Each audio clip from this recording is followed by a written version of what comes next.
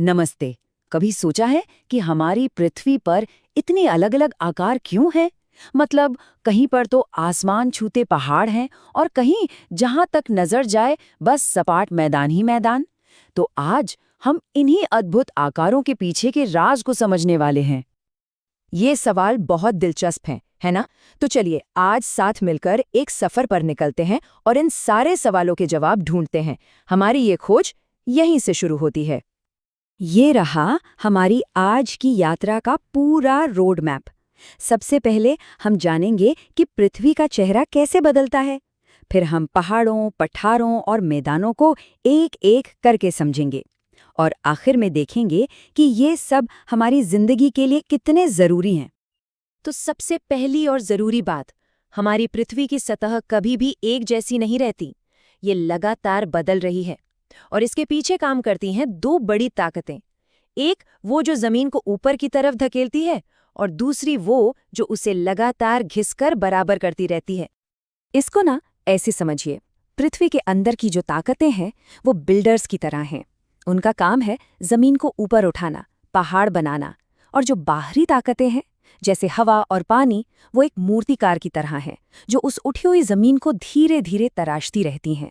हमारे ग्रह का आज का चेहरा इन्हीं दो ताकतों की करोड़ों सालों की खींचतान का नतीजा है।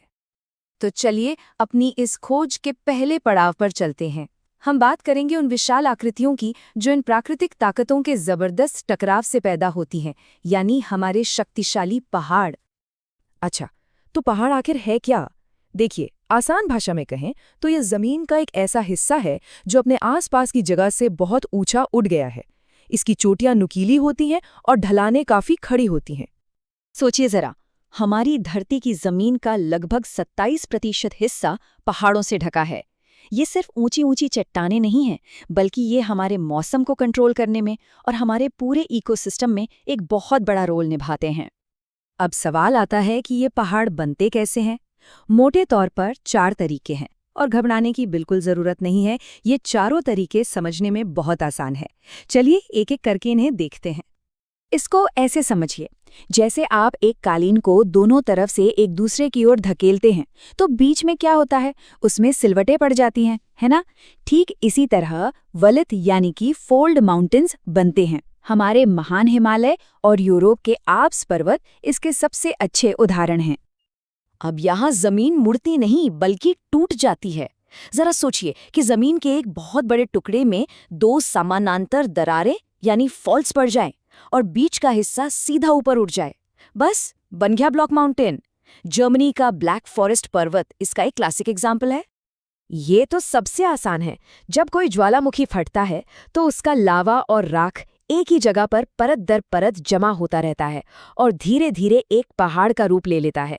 जापान का मशहूर माउंट फुजियामा एक ज्वालामुखी पर्वत ही है। ये असल में बहुत बहुत पुराने पहाड़ हैं जिन्हें हवा और पानी ने लाखों सालों में घिस घिस कर छोटा कर दिया है। जो भी नरम चट्टानें थी वो तो बह गई और जो सख्त चट्टानें बची रह गईं वही आज अवशिष्ट यानी रेजिडुअल माउंटेन्स के तौर पर खड़ी हैं। भारत की अरावली पहाड़ियाँ इसका एक बेहतरीन उदाहरण है। पहाड़ सिर्फ देखने में ही सुंदर नहीं होते, ये हमारे जीवन का स्रोत हैं।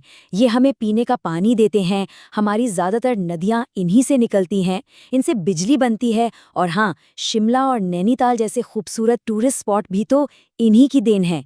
ये हमारी जिंदगी से बहुत गहरे जुड़े हुए हैं। पहाड़ों की ऊंची चोटियों से उतरकर अब हम अपनी यात्रा के अगले पड़ाव पर चलते हैं। ये हैं ऊंचे लेकिन ऊपर से सपाट यानी पठार। आइए देखते हैं कि ये पहाड़ों से अलग कैसे हैं। पठार को समझने का सबसे अच्छा तरीका है कि आप सोचें, ये एक ऐसा पहाड़ है जिसका ऊपरी हिस्सा किसी ने काटकर सपाट कर दिया हो। मतलब ये जमीन से ऊंचा तो है लेकिन ऊपर से किसी मेज की तरह एकदम फ्लैट है। इसीलिए तो इसे कभी-कभी टेबल लैंड भी कहते हैं। पठार कई तरह के होते हैं लेकिन इनकी सबसे बड़ी खूबी ये है कि ये खनिजों के खजाने हैं। दुनिया का ज्यादातर सोना, तांबा, हीरा इन्हीं पठारों की खानों से निकलता है। भारत का छोटा नागपुर पठार तो खनिजों से इतना भरा है कि उसे भारत का रूर भी कहा जाता है। और अब हम आ गए हैं अपनी यात्रा के आखिरी पड़ाव पर, यानी मैदानों में। ये वो जगह है जहां दुनिया की सबसे ज्यादा आबादी रहती है और इसकी एक बहुत खास वजह है।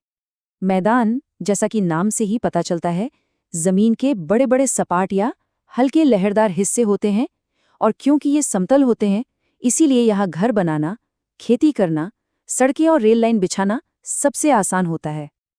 ये नंबर वाकई हैरान करने वाला है। हमारी धरती का आधे से भी ज्यादा हिस्सा मैदान है। तो अब समझ आया कि दुनिया की ज्यादातर आबादी इन्हीं मैदानों में क्यों रहती है। मैदानों को सभ्यता का पालना भी कहा जाता है। क्यों? क्योंकि यहाँ की मिट्टी उपजाऊ होती है, पानी आसानी से मिल जाता है और आना जाना भी आसान होता है। इन्हीं वजहों से दुनिया की सबसे महान और पुरानी सभ्यताएं, जैसे सिंधु घाटी की सभ्यता हो या मिस्र की नील नदी घाटी की सभ्यता, सब मैदानों में ही फली फूली। तो हमारी ये शानदार यात्रा अब खत्म होने को है। चलिए जल्दी से एक बार दोहरा लेते हैं कि हमने आज क्या क्या सीखा और इन सभी आकृतियों को एक साथ कैसे याद रख सकते हैं। ये टेबल हमारी पूरी यात्रा का निचोड़ है। देखिए, पर्वत ऊंचे और नुकीले हैं, जो हमें पानी देते हैं।